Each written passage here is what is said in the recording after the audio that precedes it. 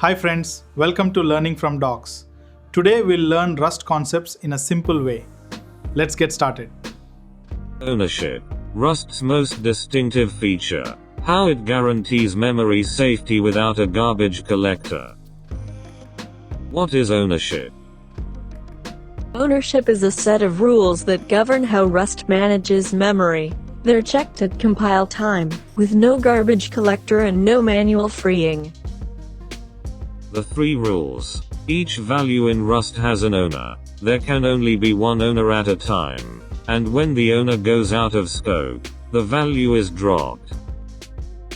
Simple values like integers live on the stack and are cheap to copy. Types like strings store their data on the heap, where ownership really matters. Assigning a heap value moves it. After a move, the original is no longer valid, which prevents double freeze.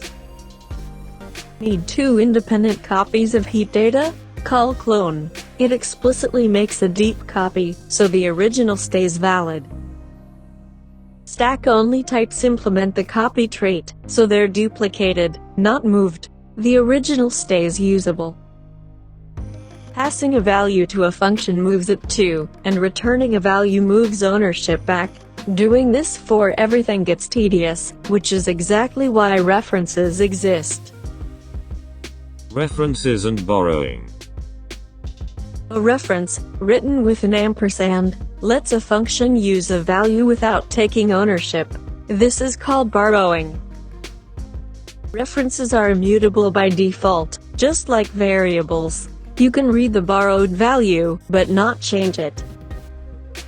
Use ampersand mut for a mutable reference when you need to change the borrowed value. The borrowing rules. You can have any number of immutable references, or exactly one mutable reference. You can't mix the two. And these rules stop data races at compile time.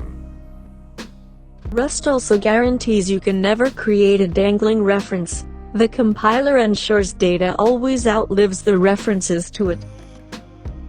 The slice type. A slice is a reference to a contiguous part of a collection. Like other references, it doesn't take ownership. String slices borrow part of a string using a range. Their type is str, written ampersand str. You can drop the start or the end of the range, or both, to slice the whole thing. String literals are themselves slices. Taking an ampersand str parameter makes a function work with both strings and literals. Slices work on arrays too. The type is ampersand, square brackets, I32.